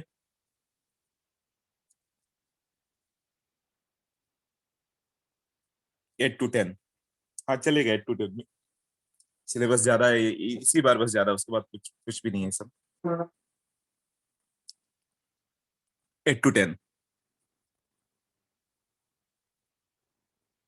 ठीक है, 8 to 10 रखेंगे हम लोग, 9:45 तक रखेंगे, 45 मिनट का ब्रेक चाहिए मुझे भी सर, तो 8 to 10 मान के चलो, देखेंगे उसमें कल सिलेबस कितना उसके अकॉर्डिंग। ठीक है, चलो अभी स्टार्ट रखते हैं। माइनस से माइनस आई क्या होगा, जो विड्रॉ कर रहा है, जैसे COH हो गया, उसने ऐसे विड्रॉ कर लिया इसलिए ये माइनस है, और सिग्मा बॉन्ड से भी विड्रॉ कर रहा है क्योंकि sp2 हाइब्रिडाइज है, तो मोर इलेक्ट्रोनेगेटिव, इसलिए माइनस आई के कैटेगरी में भी था ना। NO2 ये ऐसे विड्रॉ कर रहा है इसलिए माइनस है, और सिग्मा बॉन्ड से जो पुल कर रहा है माइनस आई, तो माइनस एम के सामने माइनस आई का कोई इंपॉर्टेंस नहीं। मतलब माइनस एम समझो 10 लाख रुपीज विड्रॉ किया, इंडक्टिव 1 रुपीज विड्रॉ किया, तो उसकी बात ही नहीं करेंगे हम लोग। एंटायर एसिड और एसिड डेरिवेटिव इसी में आ गया, COR, COH, CONH2, ये सब इसी में आ गया ना। माइनस एम माइनस आई, राइट।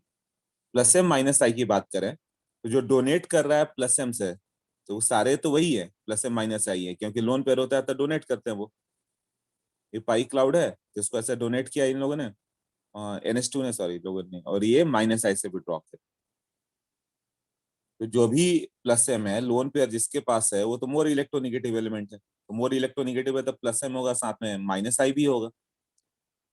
अब प्लस एम प्लस आई की बात करें, तो जो प्लस एम जिसके पास लोन पेयर हो डोनेट करने को, और साथ में इलेक्ट्रॉन पुश भी कर रहा हो, तो वो क्लाउड तुम्हें याद होगा निगेटिव चार्ज वाले सारे, जैसे O माइनस, वो ऐसे डोनेट करेगा प्लस एम से, और प्लस आई से भी रिलीज करता है, तब प्लस आई माइनस आई तुम लोग ऑर्डर एक बार याद करोगे फिर से, तब याद आएगा।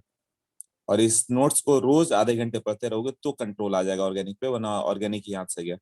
और रैंक सीधे अंडर 1000 से स्लाइड करके सीधे 5000 प्लस पे चला जाता है, 6000 7000 ऐसे, जिसका ऑर्गेनिक वीक पड़ा। फिजिक्स मैथ्स कितना भी स्ट्रांग हो, टॉपर को बराबर ला लो, रैंक तुम्हारा 5000 प्लस ही रहेगा। बट जो आधे घंटे डेली पढ़ रहा है उसी का ऑर्गेनिक इनऑर्गेनिक से मार्क्स उठता है, वही अंडर 1000 जाता है।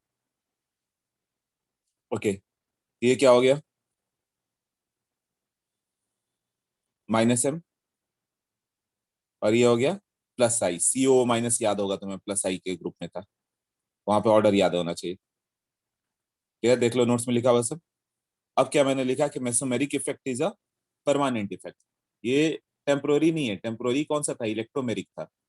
H प्लस तुमने डाला तो ये ब्रेक हो जाएगा, CH2 प्लस CH2 माइनस में, ये इलेक्ट्रोमेरिक है, ये टेम्पररी है। H प्लस हटाओगे तो इधर वापस आ जाएगा, H प्लस रिमूव, है ना। तो जैसे ही रिएजेंट डालते हो बॉन्ड ब्रेक हो जाता है, नहीं तो इधर आ जाता है।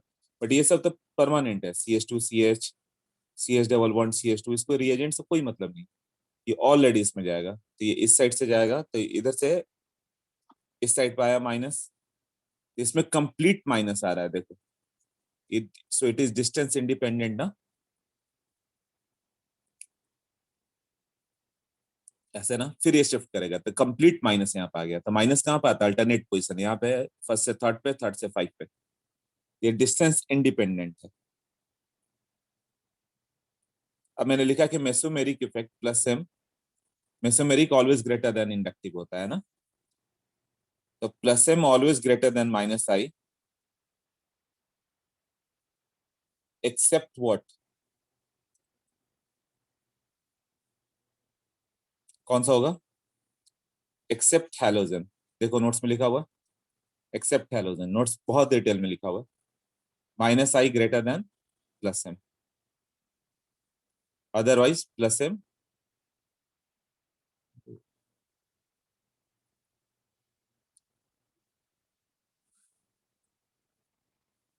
क्या हो जाएगा इसमें, plus M is greater than minus I, except halogen, where what, minus I is greater than, फिर जाएगा, मालूम चल रहा जा रहा है कैसे चल रहा है। पेन रुक रहा है, अच्छा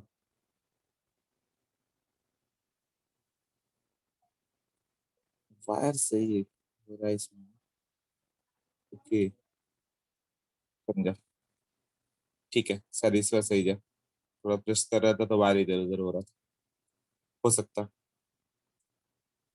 तो हैलोजेंस के लिए क्या होगा, जैसे हैलोजन हो गया तो ये माइनस आई से विड्रॉ करेगा और प्लस एम से डोनेट करेगा, बट इस केस में minus I is greater than plus M ऐसे,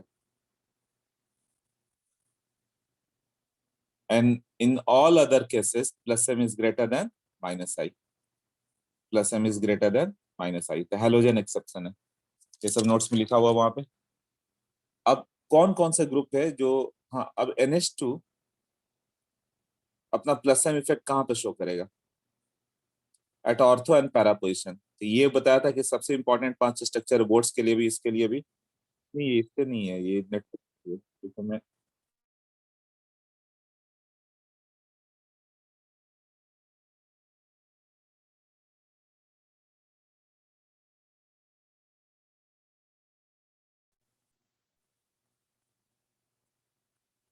ये NH2 है ना, it shows its plus M effect at which position, इधर सीधा जाएगा at ortho and para position.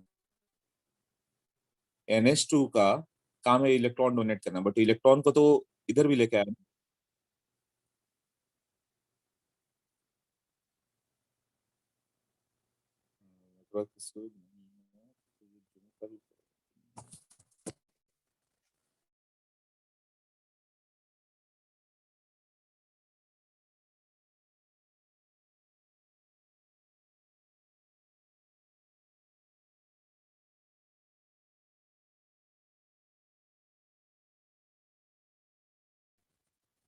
इसके कारण डेल्टा माइनस कहाँ पे आता है, ऑर्थो एंड पैरा पोजीशन पे था ना, यहाँ डेल्टा माइनस, यहाँ डेल्टा माइनस, यहाँ डेल्टा माइनस, ये 5 रेजोनेटिंग स्ट्रक्चर ड्रॉ किए थे। तो प्लस एम अपना इफेक्ट कहाँ पे दिखाता है, ऑर्थो एंड पैरा पोजीशन पे, और NO2 के कारण क्या आएगा, वो इलेक्ट्रॉन विड्रॉइंग ग्रुप कर दोगे तो, जैसे COH, इसके कारण क्या होगा, विड्रॉ करेगा तो प्लस आ जाएगा, कहाँ पे आएगा, वो भी ऑर्थो एंड पैरा पे ही आया था, याद करो, यहाँ से डिस्चार्ज कर फिर गया, ऑर्थो पे आया, डबल बॉन्ड CO-H ऐसे है ना, नेक्स्ट इधर जाएगा तो फिर से ये पैरा पोजिशन पे प्लस आएगा, ऐसे था ना, ये सब उन्होंने विड्रॉ किया था कि बहुत इंपॉर्टेंट है 5 स्ट्रक्चर दोनों के, राइट। तो क्या हो जाएगा इसमें कि ये भी अपना माइनस एम शो करेगा, मतलब इलेक्ट्रॉन विड्रॉइंग कैपेबिलिटी, बट कहाँ पे शो करेगा, एट ऑर्थो एंड पैरा पे। तो प्लस एम और माइनस एम दोनों अपना इफेक्ट केवल ऑर्थो एंड पैरा पे दिखाते हैं, मेटा पे होंगे तो कोई इफेक्ट नहीं है, यही होगा ना। अब कौन कौन से ग्रुप है जो दोनों शो करते हैं, plus M as well as minus, तो CH डबल बॉन्ड CH2, ये जरूरत पड़ने पे प्लस एम है डोनेट कर देगा, कैसे OTN पड़ जाते, ये तो प्लस एम पड़ गया ना यहाँ पे, और जरूरत पड़ने पे ये माइनस एम भी है, तुम NH2 दे दो तो इसके पास लोन पे है, वो डोनेट करेगा ना, तो यहाँ पे ये क्या कर रहा है, एक्सेप्ट कर रहा है, तो यहाँ माइनस एम भी है, तो ये plus M as well as minus M दोनों भी हेल्प करता है, बेंजीनिंग का भी वैसे ही होगा, ऐसे ले लो, ये क्या है, फिनाइल ग्रुप, ऐसे एक्सेप्ट कर रहा है, तभी ये वर्क कर रहा है माइनस एम, क्योंकि इसके पास प्लस एम ग्रुप है, और यही इसके साथ माइनस एम ग्रुप हो जाए तो तब यहाँ पे क्या आएगा, तभी प्लस एम होगा, तभी ये डोनेट करेगा ना इधर, ऐसे।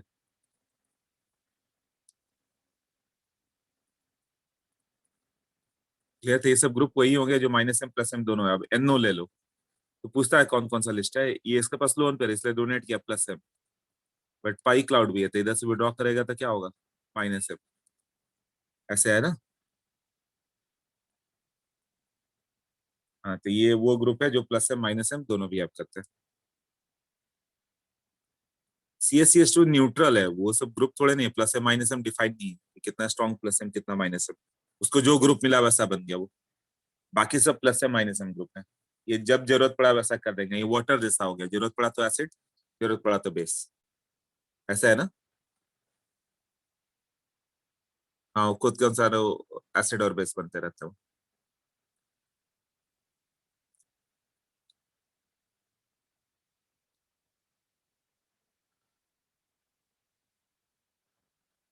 ओके,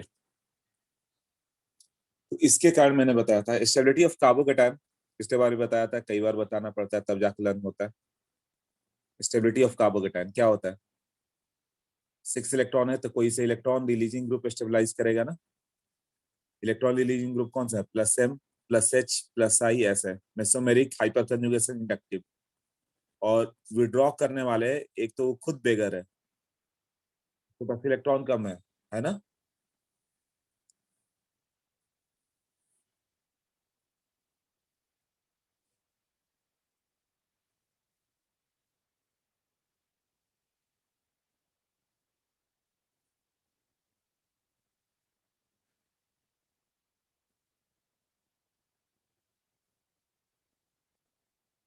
हाँ, वो इलेक्ट्रॉन विड्रॉइंग ग्रुप कौन सा हो गया? Minus M, minus H, minus I, ऐसा। तो कार्बोकेटाइन के स्टेबलाइजिंग कौन सा होगा? प्लस एम सबसे ज्यादा स्टेबल करेगा, then plus H, then plus I. अभी तो तुमने दो ही पढ़ा तो इसे भूल जाओ। प्लस एम प्लस आई ये स्टेबल करेगा। माइनस आई विड्रॉ करके ले गया तो उसे अनस्टेबल करेगा, और माइनस एम तो पूरा विड्रॉ कर ले गया और अनस्टेबल कर देगा ना। तो तुम्हें स्टेबिलिटी ऑर्डर का बात किया था मैंने कि CH2+ है, एक बार फिर से देखते हैं, ये कई बार बताना पड़ता भी है। CH2+, यहाँ पे OR है। OR कौन सा ग्रुप है? अब तुम्हें याद आना चाहिए कि लोन पेयर है तो प्लस एम, और डबल बॉन्ड वाला है तो माइनस एम। ये प्लस एम है ना। और इंडक्टिव में कौन सा है? माइनस आई के प्लस आई। तो मोर इलेक्ट्रोनेगेटिव है तो माइनस आई, यही है ना। हाँ, तो इसके स्टेबिलिटी ऑर्डर पहले तुम बताओ, फिर हम देखते हैं क्या स्टेबिलिटी ऑर्डर लग रहा है।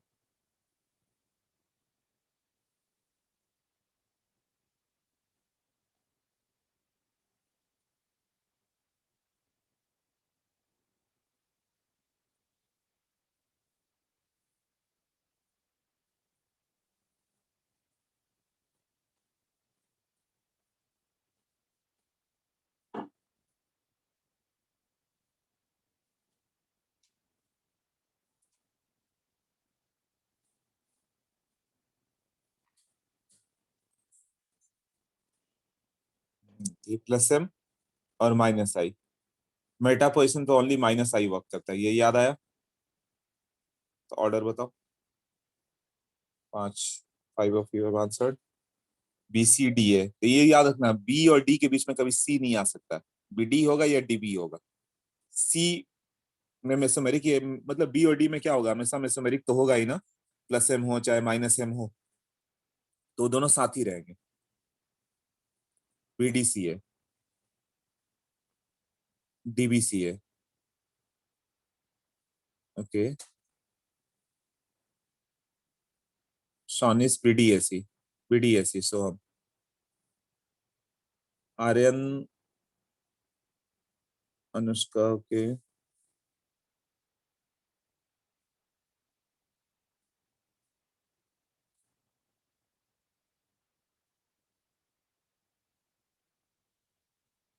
थोड़ा थोड़ा सबका रॉन्ग हो रहा है ना, समझ में आ रहा है ना मैंने क्यों दिया? केवल एक आंसर राइट है, आर्यन का, आर्यन पवार, DBAC। हाँ, लास्ट में भी नित्या, राइट, DBAC। ये सब देखने के साथ होना चाहिए, अभी तो सोच लो बट इतना बार रिवाइज करो कि देखो और बता दो, राइट। तो प्लस एम किस में है? बी में भी है और डी में भी है, तो ये दोनों पहले आ गए। बट साथ में इसके पास माइनस आई भी है, तो माइनस आई स्टेबलाइज करेगा कि डीस्टेबलाइज? CH2+ पास इलेक्ट्रॉन नहीं और लेके जा रहा है वो, तो डीस्टेबल करेगा ना। अब प्लस एम से ऐसे स्टेबल करता वो, राइट। तो प्लस एम से बी और डी तो पहले आ गए, बट माइनस आई बी में डीस्टेबलाइजिंग है, तो डी ग्रेटर देन बी ना। क्या हो गया? दोनों में सेम प्लस एम है ना। But minus I of B is greater than minus I of D, ऐसे है ना। अब ये सब क्या है? डीस्टेबलाइजिंग। कार्बोकेटायन मैंने बताया था कि कार्बोकेटायन का 6 इलेक्ट्रॉन है, वो बेगर है, और कोई विड्रॉ करके ले जाए तो उसे अनस्टेबल बनाएगा, और ये सब स्टेबिलाईजिंग है। ए, देन सी। ए न्यूट्रल पड़ गया, सी में तो डिस्टेबलाइजिंग इफेक्ट है ना। सबको क्लियर हो गया है कैसे?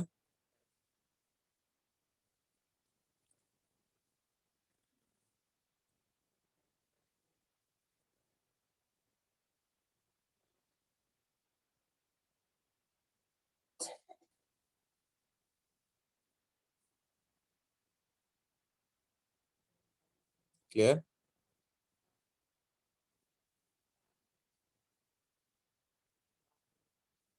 हाँ, अब यहाँ पे रखें CH2 प्लस के साथ मैंने लिखा है NO2 वाला ऑर्डर। CH2 प्लस के साथ NO2 का क्या ऑर्डर था, फिर से समझोगे? Ortho, Meta and para. NO2 कौन सा ग्रुप है? डबल बॉन्ड है ना इसमें, -M वाला, और मोर इलेक्ट्रोनेगेटिव है तो -I। बट -M कब शो करेगा? Only ortho and para position पे ना। यहाँ -M शो करेगा, यहाँ -M शो करेगा, बट मेटा वाले पे केवल इंडक्टिव शो होता है। अब इसका ऑर्डर देखोगे तो सारे डीस्टेबलाइजिंग है, सारे इलेक्ट्रॉन विड्रॉ कर रहे हैं ना, बेगर को भी लूट के जा रहे हैं सब, तो क्या होगा? उसे डीस्टेबलाइज कर रहे हैं, तो सबसे रेस्टेबल ये हो गया। Then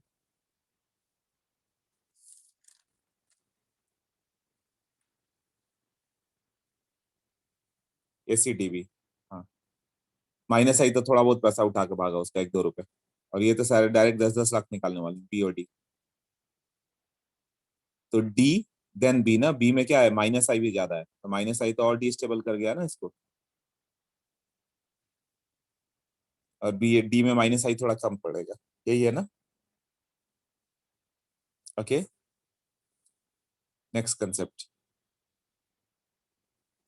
steric inhibition. अच्छा, एक और था, वो एग्जांपल देखना, क्लियर हो जाता ठीक है, जो मैंने दिया नोट्स। नहीं तभी कार्बोकेटायन की स्टेबिलिटी अलग से करना है। Steric inhibition of resonance. Resonance के लिए क्या होना चाहिए? कि मॉलिक्यूल प्लेनर होना चाहिए, तभी p ऑर्बिटल एक लेवल में आएंगे ना, तो को प्लेनर होना जरूरी है। बट यदि आजू बाजू बड़े बड़े ग्रुप हुए तो उसकी प्लेनरिटी लॉस्ट हो जाती है। जैसे NH2, तो NH2 रेजोनेंस में जाए, इसके लिए लोन पेयर क्या हो जाता है, ये ऐसे जाता है ना, तो ये sp2 हाइब्रिडाइज होता है, राइट? अब यहाँ पे मान लो NMe कर दो, तो यहाँ पे दो बड़े बड़े ग्रुप हो गए, NMe और Me, और यहाँ पे भी दो बड़े ग्रुप हो गए, तो ये आउट ऑफ प्लेन चला जाएगा। तो इसका p ऑर्बिटल और बेंजीन का p ऑर्बिटल एक प्लेन में नहीं होंगे, ये ट्विस्टेड हो जाएगा, ऐसे थोड़ा रोटेट कर जाएगा, राइट? तो सब py है, तो ये py बचा ही नहीं, वो रोटेट होकर कहीं और डायरेक्शन में चला गया। तो इसमें पाई क्लाउड का ये जो लोन पेयर है वो रेजोनेंस पे जाएगा ही नहीं। ये जो है ना इधर, ये रेजोनेंस स्टॉप हो गया, तो प्लस एम हो के भी प्लस एम शो नहीं कर पा रहा। क्यों? उसका आउट ऑफ प्लेन हो जा रहा है। मैंने बताया था जैसे सबको हैंडशेक करना है, सब एक लाइन में है तब तक हैंडशेक कर ले रहे हैं, बट कोई बीच में सो जाए तो हैंडशेक कैसे करोगे?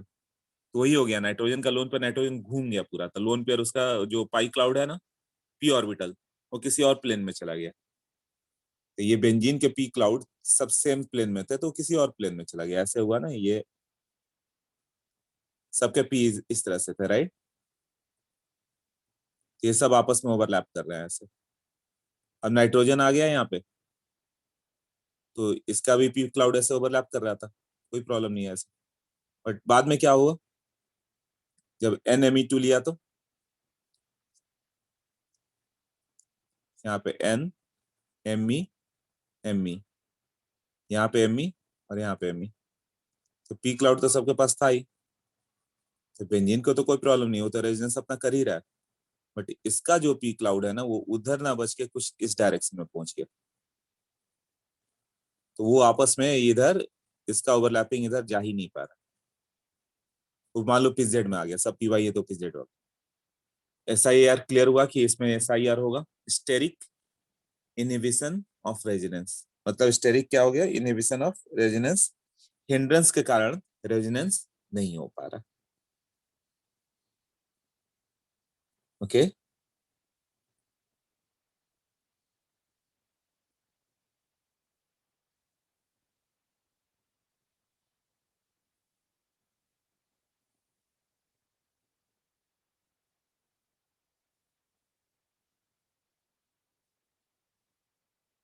स्टेरिक इनहिबिशन ऑफ रेजोनेंस, इसमें उसके लिए ग्रुप बड़े बड़े होने चाहिए, तो बड़े ग्रुप बस लर्न कर लो, कुछ ही है, वो NMe2 दिखाते हैं, COH भी एक बड़ा ग्रुप है, SO3H भी है, आयोडीन भी है, खुद NO2 भी है। तो यही 5 है, लर्न कर लेना। ये स्टेरिक SIR दिखाएंगे यदि ऑर्थो एंड पैरा पोजिशन पे कोई और ग्रुप हो। जैसे ये COH है तो कोई प्रॉब्लम नहीं है, इधर से क्या कर रहा है, क्लाउड को पुल कर रहा है। बट यहाँ पे हाइड्रोजन के अलावा कोई भी ग्रुप पड़ गया ना तो COH ट्विस्टेड हो जाता है। यहाँ पे एक अल्काइल ले लोगे ना तो ये ऐसा ट्विस्ट हो गया। अब ये पाई क्लाउड इधर नहीं जाएगा, नो माइनस एम। मतलब COH का ऑर्थो पोजीशन पे दोनों साइड या एक साइड कोई भी ग्रुप आ गया ना तो रेजोनेंस वो माइनस एम ग्रुप नहीं रह जाएगा, वो विड्रॉ कर ही नहीं पाएगा, उसका प्लेन ही चेंज हो गया। तो SO3OH है ना, ऐसा है ये। यहाँ पे भी कोई भी ग्रुप दे दो, बस ये out of plane, no minus M, ऐसे विड्रॉ ही नहीं कर पाएगा। और कौन से ग्रुप है ऐसे, खुद NO2 भी है। NO2 क्या है, माइनस एम है ना। ये 5 एग्जाम्पल लर्न कर लेने तुम्हें कौन कौन से। और ये मिथाइल और मिथाइल हो गया। यहाँ पे क्या हो गया, ये आउट ऑफ प्लेन हो गया, फिर से आउट ऑफ प्लेन चला गया। उसके लिए ऑर्थो पे ही होना चाहिए, कोई पैरामीटर और पैरा से मतलब नहीं हो सकता, तब ये माइनस एम नहीं होगा, नो माइनस एम। क्लियर। तो कौन कौन सा दिखाया मैंने, NME2, उसमें पहले में दिखाया कि नो SIR क्योंकि उसमें होगा रेजोनेंस, बट दूसरे में SIR होगा, मतलब steric inhibition of resonance. Steric मतलब हिंड्रेंस, फैक्टर से इनहिबिट मतलब रोकना, हिंड्रेंस फैक्टर से रोक रहा है कौन, रेजोनेंस को, रेजोनेंस को स्टॉप कर रहा है ड्यू टू हिंड्रेंस फैक्टर। तो इसमें SIR होगा, NME2 वाला में COH में होगा, NO2 में। आयोडीन रहा तो भी होगा, फ्लोरीन क्लोरीन ब्रोमीन तो नहीं, बट आयोडीन तो प्लस है, बड़ा सा ग्रुप है। यहाँ जहां भी दो बड़े बड़े ग्रुप मिल गए बस इसका ये हिंड्रेंस आ जाएगा, तो प्लस एम नहीं दिखाएगा। अब कौन से ग्रुप दिखाएंगे, यदि लीनियर ग्रुप रहे तब तो मतलब ही नहीं ना हिंड्रेंस का। अब ये साइनाइड ले लो, अब ये लीनियर, अब यहाँ पे कितना भी बड़ा ग्रुप ले लो, ये R और R इसको फर्क नहीं पड़ रहा, वो माइनस एम शो करेगा इधर। ठीक है।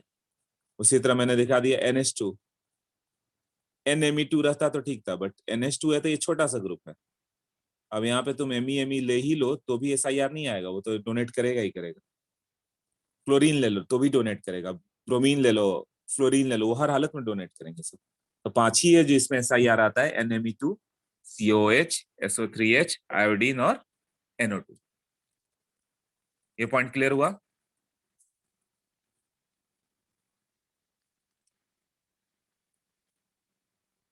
इसमें मैं क्वेश्चन कुछ भेजने वाला हूँ तुम लोग को, रेजोनेंस का ना, मैं भी भेज दूंगा। एरोमेटिक कंपाउंड थोड़ा कर लें, एरोमेटिसिटी क्या है। हाँ, तो एरोमेटिक कंपाउंड क्या होते हैं, थोड़ा सा डेफिनेशन कर लेते हैं।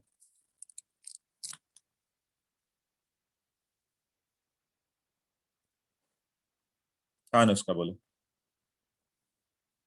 बताओ। सर मतलब जो बहुत लार्ज ग्रुप से वही दिखाते हैं SIR। हाँ यही 5 याद कर लेना, acid, carboxylic acid, sulphonic acid, iodine, NME2 और NO2, बाकी भूल जाना, ये 5 दिखाएंगे। ओके। अब एक अगेन इंपॉर्टेंट कंसेप्ट, वो कौन सा है, एरोमेटिसिटी।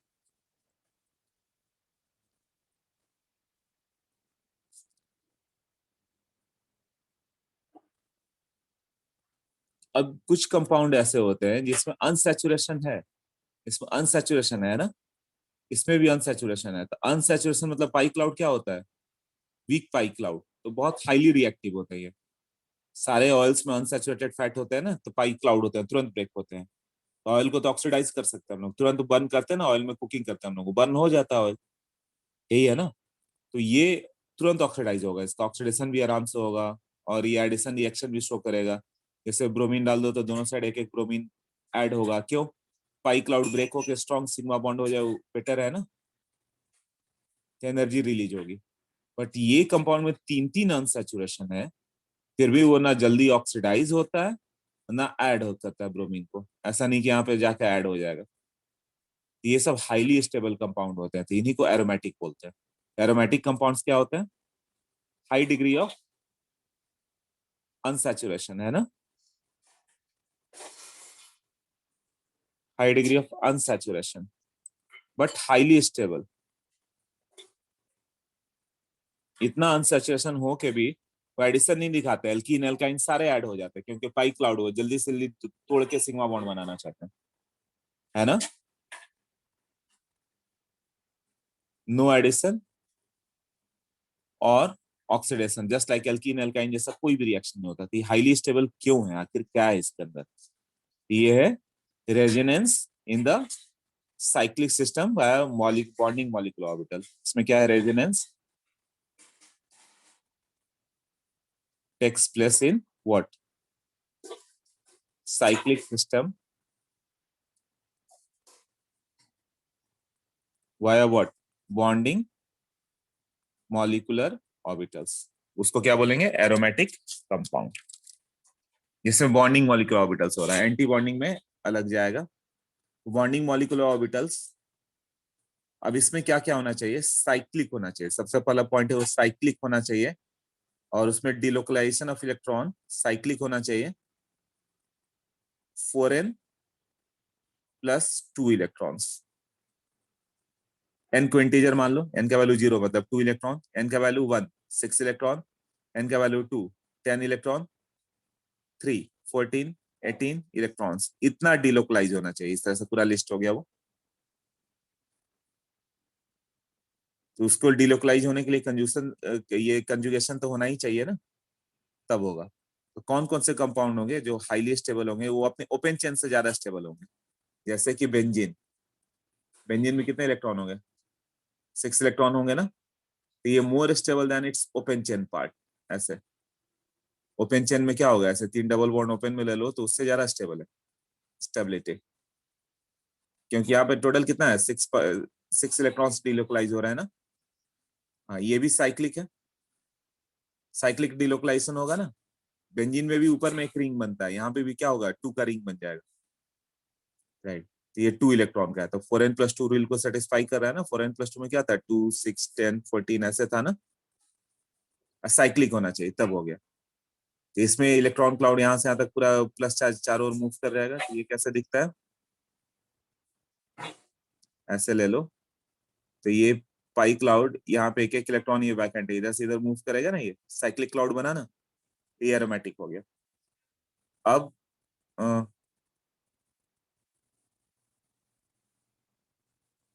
ये, अब इसमें sp3 आ गया, no cyclic delocalization. Cyclic cloud के लिए अलग अलग रेगुलर क्या होना चाहिए, p ऑर्बिटल तो होना चाहिए ना, नो वैकेंट p ऑर्बिटल।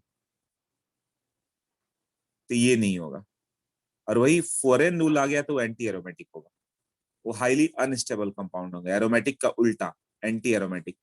मतलब 4 इलेक्ट्रॉन 8 इलेक्ट्रॉन 12 इलेक्ट्रॉन, ये सब क्या होंगे, एंटी एरोमेटिक, राइट। तो जैसे यहाँ पे ले लोगे माइनस चार्ज, तो क्लाउड तो बना अभी, कितने का क्लाउड बना, ऐसे ही ये एक पाई क्लाउड हो गया, एक एक इलेक्ट्रॉन का। और यहाँ पे क्या हो गया, ये 2 इलेक्ट्रॉन हो गया ना, तो ये टोटल 4 इलेक्ट्रॉन का क्लाउड बन गया ना, 4 इलेक्ट्रॉन का साइक्लिक क्लाउड। तो ये एंटी एरोमेटिक है, तो ये क्या होगा, अनस्टेबल। एरोमेटिक स्टेबल और ये unstable. Unstable then it's open chart, open part. ये दोनों में स्टेबिलिटी देखना पड़े, तो इसका ओपन पार्ट ज्यादा स्टेबल पड़ेगा, साइक्लिक बन के और ये अनस्टेबल हो गया। अब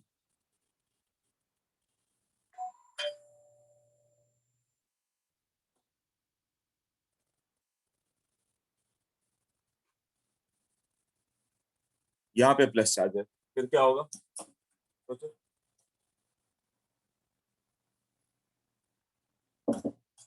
हाँ, इसमें भी 6 इलेक्ट्रॉन हो गया ना, तो ये हो गया एरोमेटिक, होगा ना। और यहाँ पे माइनस हो गया तो 8 इलेक्ट्रॉन, यहाँ 6 इलेक्ट्रॉन, यहाँ 8 इलेक्ट्रॉन, ये क्या हो गया, एंटी एरोमेटिक। हाँ, अनस्टेबल, राइट, प्रोपीलियम आयन है ये। और इसमें no cyclic delocalisation, non aromatic, non aromatic. Aromatic में आया ही नहीं, क्योंकि बीच में एक sp3 आ गया ना, तो p ऑर्बिटल तो है ही नहीं, साइक्लिक डिलोकलाइजेशन पड़ा ही नहीं, नो साइक्लिक डिलोकलाइजेशन। इसको ताजी बुकलेट से पढ़ लोगे, एरोमेटिक जो मैंने बताया। मतलब क्लियर हो रहा है ना कि जब 2 6 10 14 इलेक्ट्रॉन हो तो एरोमेटिक, 4 8 12 वगैरह रहे तो एंटी एरोमेटिक, राइट। तो ये जैसे हो जाए साइक्लोपेंटाडाइन ले लें, तो ये क्या है? Aromatic, anti aromatic, non aromatic? हाँ लिखो क्या है ये?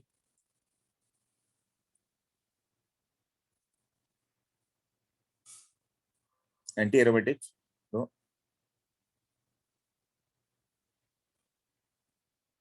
नॉन एरोमेटिक, बीच में sp3 है, साइक्लिक डिलोक्लाइसन ही नहीं पाएगा। क्लाउड कहां से कहां तक मूव करेगा? क्लाउड का मूवमेंट तो बस यहां से यहां तक ही हुआ ना, नो साइक्लिक डिलोक्लाइजेशन। उसके लिए क्या होना चाहिए? एक पी ऑर्बिटल तो चाहिए ना उसके पास। तो जैसे ये करोगे तो यहाँ पे प्लस चार्ज आ गया, अब वैकेंट पी आ गया, तो ये 4 इलेक्ट्रॉन और साइक्लिक डिलोक्लाइजेशन है ना, मतलब क्लाउड साइक्लिक बन गया ना एक। हाँ तो एंटी एरोमेटिक, राइट। और माइनस चार्ज ले ले तो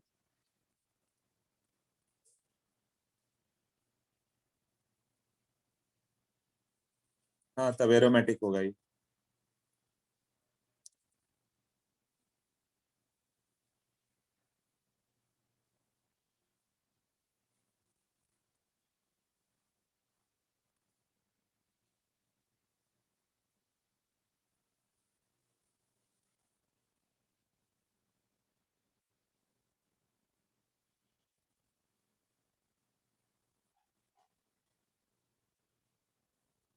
हाँ ये भी हो गया ना, अब बताओ।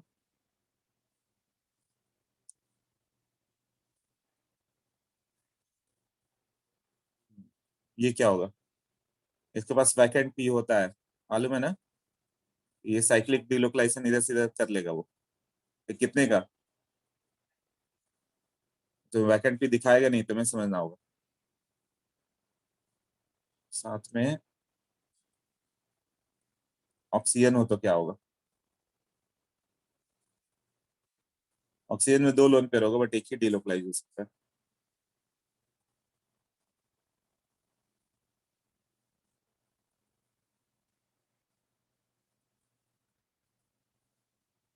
ये दोनों पे प्लस चार्ज है। प्लस चार्ज मतलब वैकेंट पी ऑर्बिटल है, वो डिलोक्लाइज हो सकता है। ये दोनों पे माइनस चार्ज है। हाँ, अब ये 4 बताओ, ABCD कौन कौन सा है? हाँ वानी बोलो, बताओ। सर मुझे वो डाउट था कि हमें कैसे पता चलता है कि वो एरोमेटिक है या नॉन एरोमेटिक है या एंटी एरोमेटिक। ओ मतलब समझ में आया नहीं। नहीं, मतलब वो कैसे पता चलता है?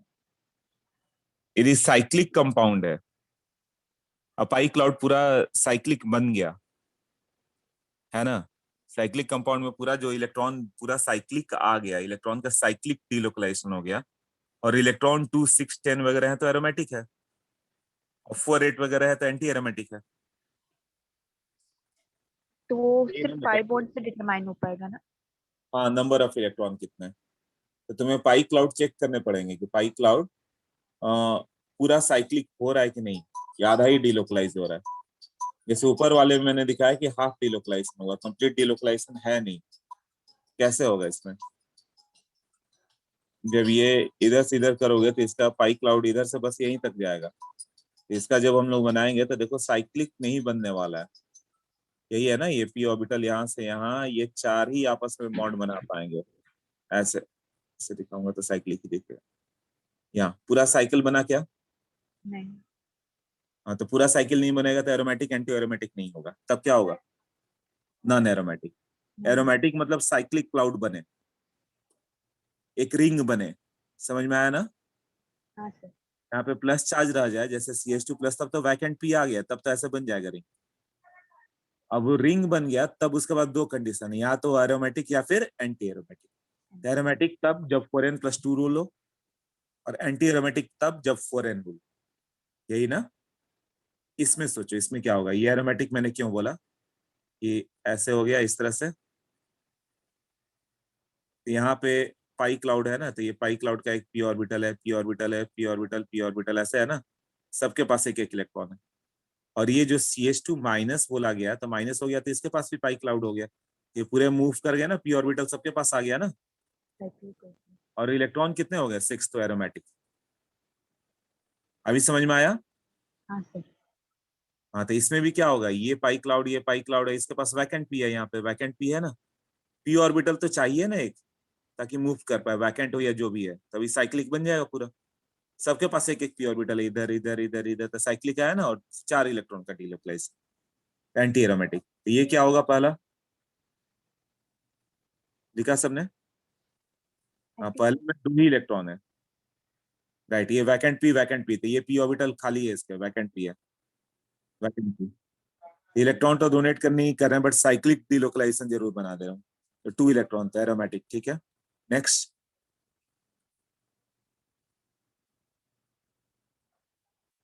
यहाँ ये हो गया 2 इलेक्ट्रॉन, इसका हो गया 2 इलेक्ट्रॉन, और ये क्या हो गया, वैकेंट। तो टोटल कितने हो गए, 4 इलेक्ट्रॉन ना, ये हो गया एंटी एरोमेटिक। इसमें वैकेंट पी यही है ना, और ये 2 इलेक्ट्रॉन, ये 2 इलेक्ट्रॉन और 0 0, तो 2 इलेक्ट्रॉन मतलब एरोमेटिक। और यहाँ ये 2 इलेक्ट्रॉन, ये 2 इलेक्ट्रॉन, ये 2 इलेक्ट्रॉन, टोटल 6 इलेक्ट्रॉन। 6 इलेक्ट्रॉन मतलब एरोमेटिक ना, 4n + 2 रूल। क्लियर हुआ अभी?